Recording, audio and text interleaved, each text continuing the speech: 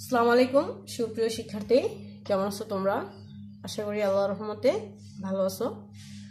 শহীদ বুদ্ধিজীবী ডাক্তার হুমায়ুন কবির উচ্চ বিদ্যালয় কর্তৃক অনলাইন ক্লাসে তোমাদের স্বাগত।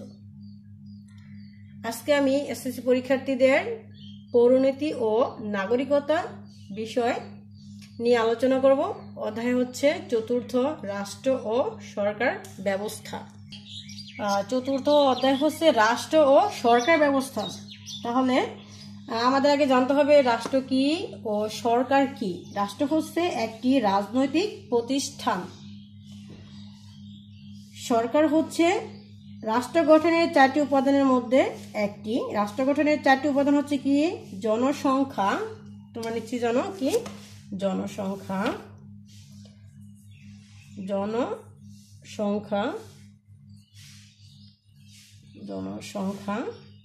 তারপর হচ্ছে কি ভূখণ্ড,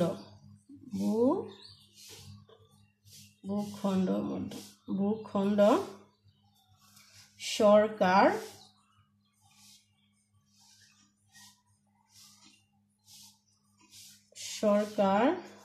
সার্বভৌমত্ব,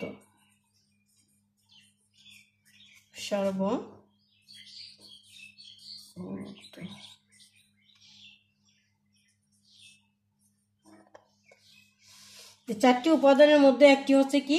সরকার।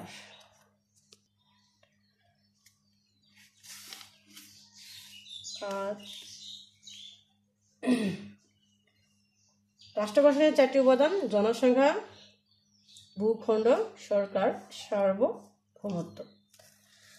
তো পৃথিবীতে বিভিন্ন ধরনের রাষ্ট্র দেখা যায়, এর মধ্যে অনেকগুলো প্রকারভেদ আছে। আজকে আমাদের আলোচ্য বিষয় হচ্ছে রাষ্ট্রের ধরন।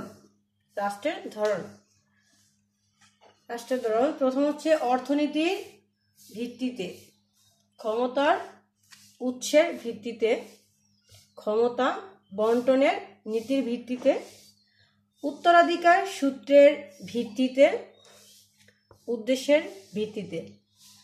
অর্থনীতির ভিত্তিতে রাষ্ট্র দুই ধরনের: পুঁজিবাদী রাষ্ট্র, সমাজতান্ত্রিক রাষ্ট্র। অর্থনীতির ভিত্তিতে কয় ধরনের? দুই ধরনের: পুঁজিবাদী রাষ্ট্র, সমাজতান্ত্রিক রাষ্ট্র। ক্ষমতার উৎসের ভিত্তিতে রাষ্ট্র কয় ধরনের? দুই ধরনের: গণতান্ত্রিক রাষ্ট্র, একনায়কতান্ত্রিক রাষ্ট্র। ক্ষমতার বন্টনের নীতির ভিত্তিতে, ক্ষমতা বন্টনের নীতির ভিত্তিতে রাষ্ট্র কয় ধরনের?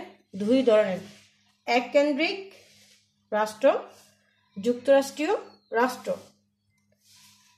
উদ্দেশ্যের ভিত্তিতে রাষ্ট্র কয় ধরনের? এক ধরনের: জনকল্যাণমূলক রাষ্ট্র। অর্থনীতির ভিত্তিতে রাষ্ট্র কি? তাহলে এটা কি?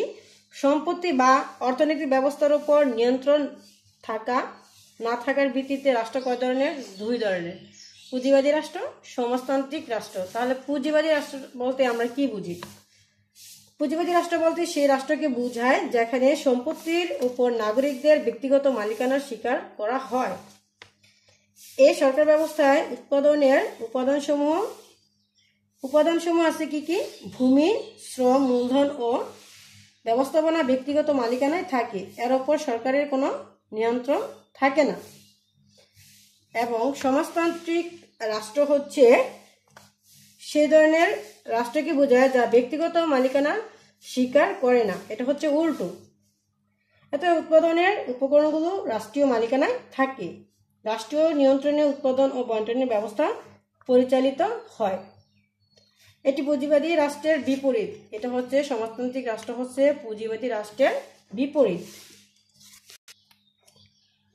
সমাজতান্ত্রিক রাষ্ট্র হচ্ছে চীন এবং কিউবার সমাজতান্ত্রিক রাষ্ট্র। এখন হচ্ছে যে ক্ষমতার উৎসের ভিত্তিতে রাষ্ট্র কয় ধরনের? দুই ধরনের: গণতান্ত্রিক রাষ্ট্র, একনায়কতান্ত্রিক রাষ্ট্র। গণতান্ত্রিক রাষ্ট্র কি? যে শাসন ব্যবস্থায় রাষ্ট্রের শাসন ক্ষমতা রাষ্ট্রের সকল সদস্য তথা জনগণের হাতে ন্যস্ত থাকে তাকে গণতান্ত্রিক রাষ্ট্র বলে। এটি এমন একটি শাসন ব্যবস্থা যেখানে শাসন কার্যে জনগণের সকলকে অংশগ্রহণ করতে পারে এবং সকলে মিলে সরকার গঠন করতে পারে। গণতান্ত্রিক রাষ্ট্রে জনগণের মত প্রকাশ ও সরকারের সমালোচনা করার সুযোগ থাকে। এতে নিয়মতান্ত্রিক পন্থায় অর্থাৎ নির্বাচনের মাধ্যমে সরকার পরিবর্তিত হয়। একাধিক রাজনৈতিক দল থাকে, সকলের স্বার্থ রক্ষার সুযোগ থাকে এবং নাগরিকের অধিকার ও আইনের শাসনের স্বীকৃতি দেওয়া হয়। গণতান্ত্রিক রাষ্ট্র হিসেবে বাংলাদেশ, ভারত, যুক্তরাষ্ট্র, যুক্তরাজ্য ইত্যাদি সহ পৃথিবীর অধিকাংশ দেশে গণতান্ত্রিক রাষ্ট্র ব্যবস্থা চালু রয়েছে। তো গণতান্ত্রিক রাষ্ট্রের কিছু গুণ রয়েছে।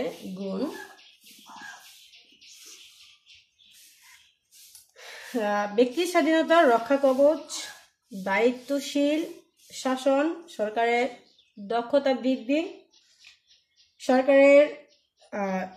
সরকারের দক্ষতা বৃদ্ধি, সাম্য ও সমাধিকারের প্রতীক, নাগরিকের মর্যাদা বৃদ্ধি, এগুলো হচ্ছে কি গণতান্ত্রিক রাষ্ট্রের গুণ। এবং যুক্ত সম্মতির উপর প্রতিষ্ঠিত রাজনৈতিক শিক্ষালাভ, বিপ্লবের সম্ভাবনা কম। গণতান্ত্রিক শাসন ব্যবস্থার কিছু ত্রুটি হচ্ছে গুণ বা যোগ্যতার চেয়ে সংখ্যার উপর গুরুত্ব দেওয়া হয়, দলীয় শাসন ব্যবস্থা ব্যয়বহুল ও অর্থের অপচয় হয়, ঘন ঘন নীতির পরিবর্তন, এগুলো হচ্ছে কি গণতান্ত্রিক রাষ্ট্রের ত্রুটি।